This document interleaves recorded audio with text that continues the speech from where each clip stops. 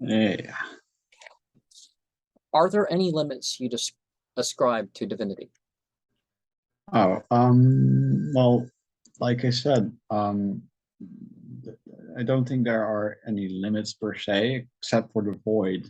That seems to be something about the void that might influence divinity in some way.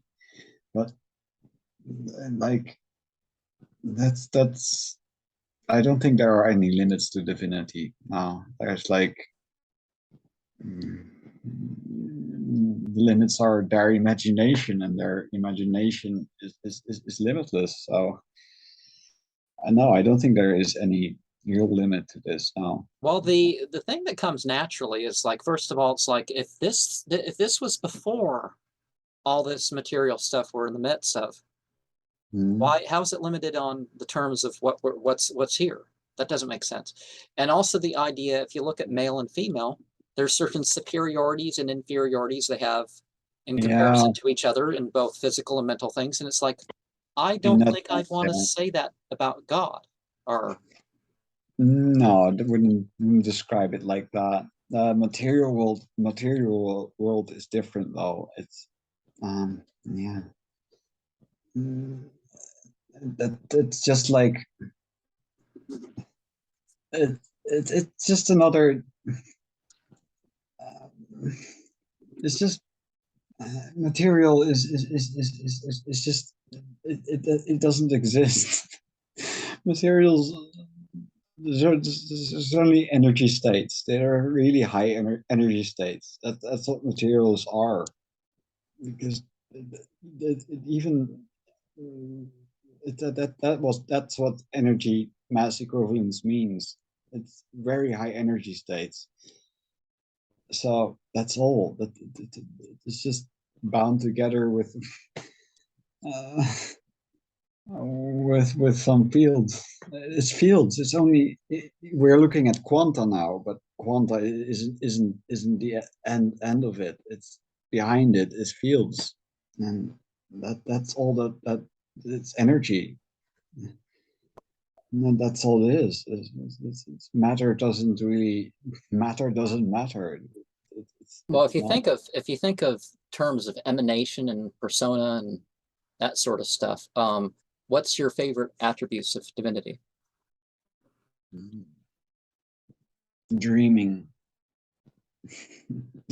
Dreaming is my favorite attribute. Dreaming is where all my information comes from. It's all being down from out of this universe, literally. So dreaming would be that's how the communication works. That's how, for me, in any way, dreaming, definitely dreaming. I don't know how to explain this otherwise, but like Well, the one who gives visions, that's like the whole point of like, you mentioned the Bible and stuff like this. It's like what's the word cheza and nabi and they're all sort of a something other than the mere physical that comes in and you know giving an awareness, giving a use of the power, giving a they all sort of indicate something like that. yeah, And so it's like God, the great dream giver, I guess, would compromise those things. yeah, that's correct. Yeah, that's done on purpose because there is a stable seed for this universe. There where that stable seed has been removed by God Himself. That represents the fall of man. So the stable seed it exists. There exists a stable condition where everything there's like, but it's boring. Nobody wants to watch that. It's like, so the whole story about the fall of man was it was meant to be like this. Like they had the early humans that were created.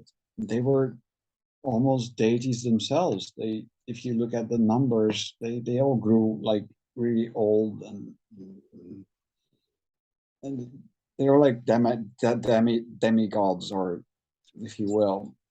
Well, if you look at the remains, what happened to humans as we got as the time went on, we now brain size isn't as connected to intelligence as a lot of people think, but they No, our brains have got smaller. We've gotten weaker in various ways, and yeah, that's one of the things that happened as time goes on. it's entropy, kind of roughly put. Entropy. So is this whole thing about aliens in people's dreams, the inevitable state of humans when we've complete further weakened, right? Yeah, I don't think that's the end point, though. Strangely enough, I do believe there is some kind of end point for this. I'm not sure where it is though, but because it seems to be getting worse.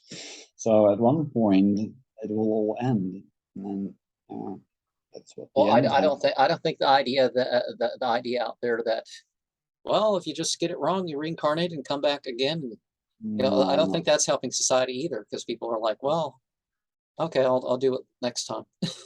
Yeah, no, that doesn't work. No, that's not what I meant. Also, it's complex. I also don't think souls return in the same way that there are very few fixed points on Earth. There are a few fixed points, like the souls that come back in the same way every time, but that's not for everyone. So no, that's I don't think that's how that goes. I also don't think that works out mathematically. So that's a problem with that as well. Well, Um, it's like the interestingly enough, you find reference among the Greeks before the Hindus about the whole reincarnation thing.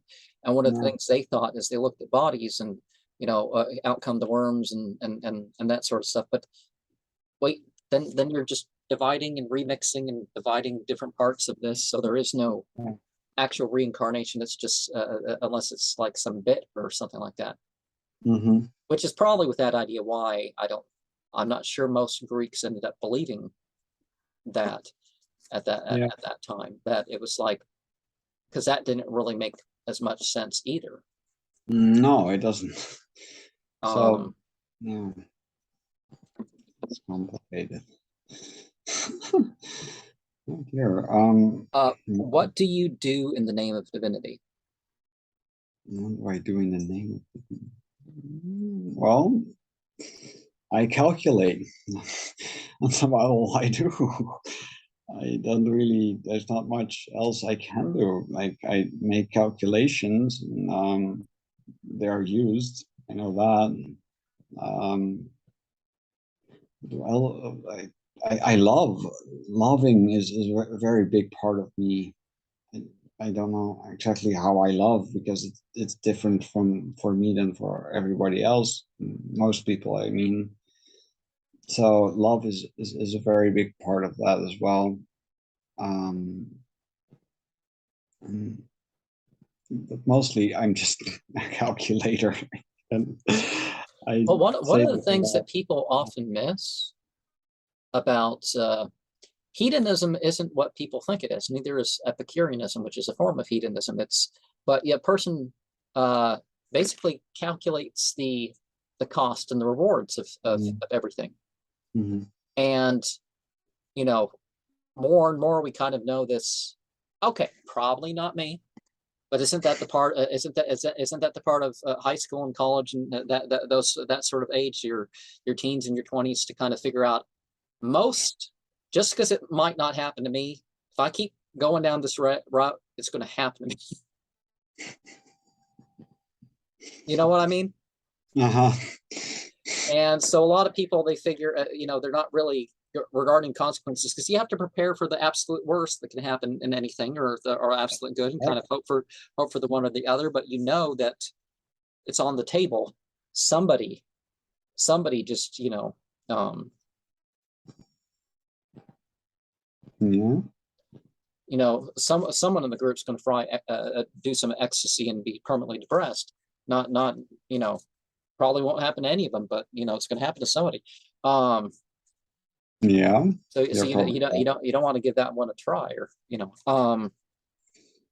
or you'll Uh, probably get away. It's like some crimes. Most people commit a lot more crimes than people think that the average person commits.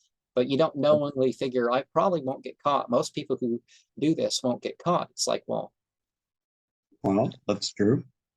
um, what sort of things do you think would be hard to do in the name of? In the name of, you mean divinity? Yeah, divinity, whatever term. Yeah, I think that would be hurting people. Like sometimes that might be necessary. And I don't like hurting people. I'm not a sadist. That's not who I am. So that would be very difficult for me to do. I know it must be done sometimes. I was hurt.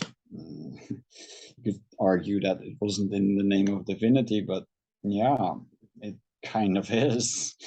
It's just a different, like, it's like the left hand doesn't know what the right hand is doing. And so the occult is also part of the divinity. Except they're not the same. It's not the same thing, but yeah, hurting Well, people. like one of the things that's generally at teaching with this sort of stuff is it's like there's stuff you don't seek out, there's stuff you prepare for. Mhm. You don't seek out the war. You don't seek out the you know become the Yeah, ruler of the land or something like that. But if it presents itself in front of you, yeah, you have the ethics and yeah, consciousness and whatever that you need to approach it. Um, yeah. You need to get that first. but yeah, if you have the ethics, it doesn't matter what category of life, then the rest will follow. Um, Yeah, well, that's the way of putting it. What? that's all I have, my ethical framework. Like that's what I use to, I don't have any feeling of right or wrong. That it just doesn't exist in me. So I have to really think about things, what I think about what I'm doing. I have to actively think about it and get some kind of ethics table and make my decision based of this, off of this, and then hopefully it will be the right thing. Usually it is, but I have made mistakes. I do have to say that. Like, it's not perfect. Sometimes you make decisions that are wrong. Well, that's So one way to put the purpose of life is to say perfecting. Um, yeah. yeah, we're